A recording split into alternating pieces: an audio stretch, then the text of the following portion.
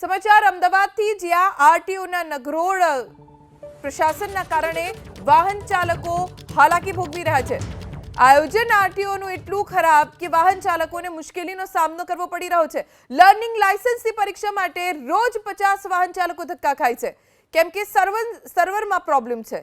અમદાવાદમાં આરટીઓના નગરોળ આયોજનના કારણે લર્નિંગ લાયસન્સની પરીક્ષા માટે વાહન ચાલકો રોજ ધક્કા ખાય છે અને તેમને પાછું ફરવું પડે છે। ચાંદખેડા આઈટીઆઈ જ્યાં લર્નિંગ લાયસન્સ માટે સેન્ટર ફાળવાયું પણ ત્યાં આયોજન સુવિચારું નથી થયું, જેના કારણે વાહન ચાલકો રોજ આવે છે અને પાછા ફરે છે।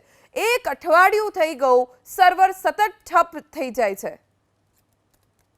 આરટીઓની અંદર લર્નિંગ લાયસન્સ લેવા માટે એક્ઝામ લેવાતી હોય છે। અમદાવાદના ચાંદખેડામાં આ સેન્ટર આપેલું છે એક્ઝામ માટેનું, પરંતુ સર્વર ડાઉન હોવાના કારણે, બંધ હોવાના કારણે જે લર્નિંગ લાયસન્સ લેવા માટે આવતા લોકોને અહીંયા ધક્કા પડી રહ્યા છે। દ્રશ્યની અંદર જુઓ છો એ પ્રમાણે સવારથી અહીંયા એક્ઝામ આપવા માટેના લોકો આવ્યા છે, પરંતુ સર્વર બંધ હોવાના કારણે અહીંયા ધક્કો પડી રહ્યો છે। બેન, તમે કેટલા દિવસથી આવો છો અને શું અનુભવ થાય?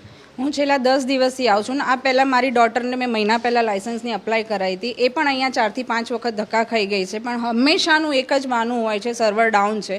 અમે જ્યારે અધિકારીઓ જોડે વાત કરીએ છીએ ત્યારે એક જ જવાબ મળે છે કે અમે શું કરીએ આમાં। તો ભાઈ તમને લોકોને અહીંયા બેસાડ્યા જ છે કે તમે કંઈક આગળ કામ કરો, અને આટલી પબ્લિકો એમનો ટાઈમ વેસ્ટ થાય છે। જે છોકરાઓ 50-50 રૂપિયા ફરીથી એક્ઝામ આપવાના ભરીને આવે છે એ લોકોના પૈસા વેસ્ટ થાય છે। એટલે આ લોકો માટે ટાઈમ અને મનીનો કોઈ જ એમને ફરક જ નથી પડતો। બસ એક જ જવાબ, અત્યારે મેં કમ્પ્લેન કરી એટલે અહીંયા પંખો મૂકવામાં આવ્યો છે, બાકી પંખાની સુવિધા નથી। લોકો 12 વાગ્યા સુધી અહીંયા બેસી રહે છે, 4 થી 5 કલાકનું વેઇટિંગ કરે છે, કંટાળીને ઘરે જતા રહે છે। બીજા દિવસની ડેટ લઈને આવે છે ત્યારે ફરીથી એને એ જ ઇસ્યુ ઊભો હોય છે, કોઈ સોલ્યુશન મળ્યું નથી।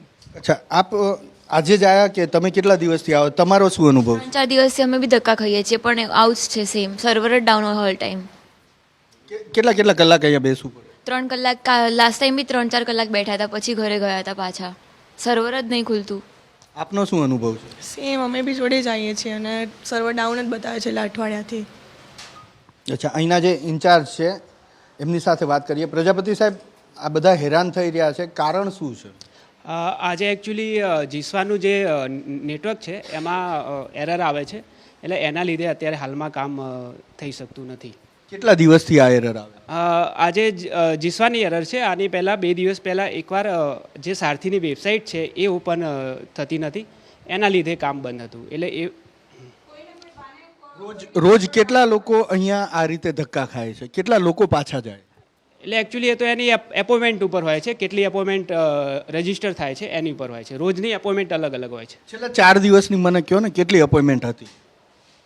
અંદાજે અમારે 48 હોય છે એપોઇન્ટમેન્ટ।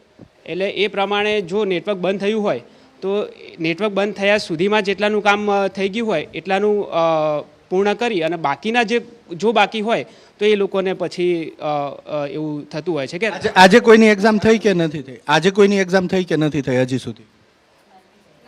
આજે કોઈની એક્ઝામ થઈ નથી। સવારથી જીસ્વાનું નેટવર્ક બંધ છે, એના લીધે એક્ઝામ થઈ નથી।